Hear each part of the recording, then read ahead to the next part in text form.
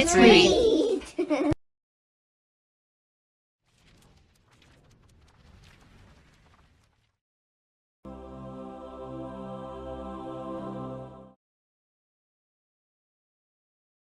Chapter 12, Capturing the World's Biggest Bird. Shivers ran up and down my spine as I watched two huge brown bears stagger towards me. "Keep still, boys," I whispered. "Prepare to fire." Fritz, with courage far beyond his years, took his place beside me. Behind us, Jack raised his gun, while Ernst, who dropped his weapon in fear, ran away. "Fire!" I cried, and we all fired together.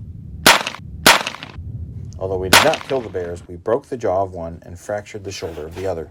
Turk and Flora, barking loudly, charged them. Soon the four were rolling in the dust, and the bear's blood poured in streams upon the sand. "Be careful not to shoot the dogs," I cautioned, "but move in as close as you can. Aim right at the bear's head and shoot to kill. Now fire!" This time our teamwork was successful.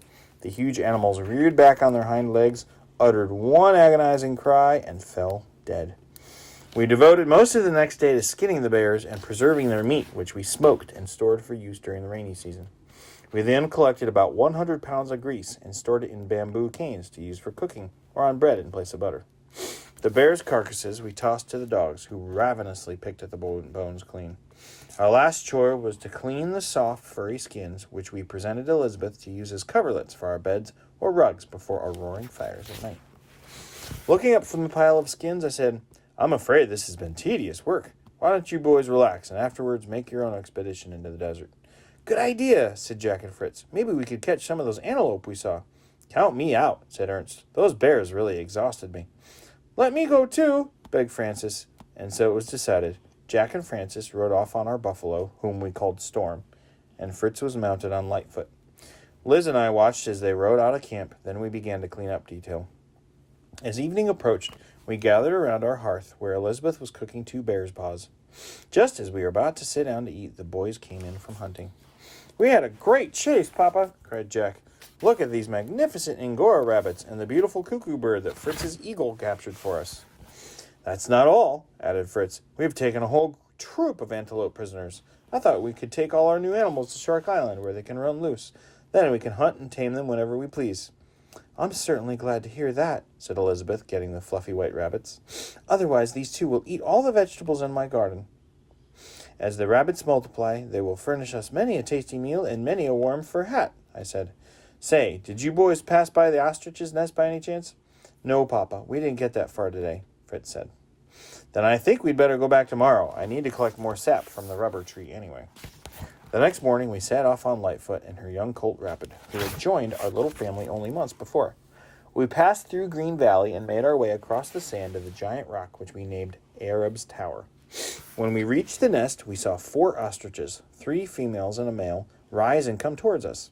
This time, Fritz had muzzled the dogs and taped the eagle's beak shut so that they would not kill the birds. I seized a long string with balls on the end of it and twirled it over my head, lassoing the male ostrich. Unfortunately, I only succeeded in pinning his wings to his sides. The frightened bird turned round and round, using his long legs in a frantic effort to escape. At this point, Fritz released his eagle, who pounced upon the ostrich and lifted him up in the air. Jack threw the string so skillfully the bird fell helplessly to the ground. "Hooray! Hooray!" the boys shouted in great joy, pleased to have finally captured the biggest bird in the world. The ostrich's arrival at Felsenheim was a time of great excitement.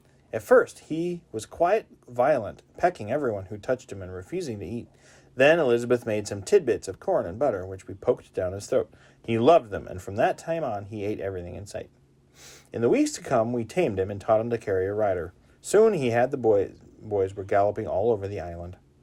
We had brought back, along with a new supply of sap from the rubber tree, 6 ostrich eggs. These were placed in a fake nest of cotton and put in the oven. In time, 3 of them actually hatched, but they were the drollest-looking birds we'd ever seen. They looked more like fuzzy ducks walking on stilts than ostriches. However, we fed them well and took good care of them. We used their shells for elegant vases, which I put on large wooden pedestals. Elizabeth kept them filled with fragrant flowers.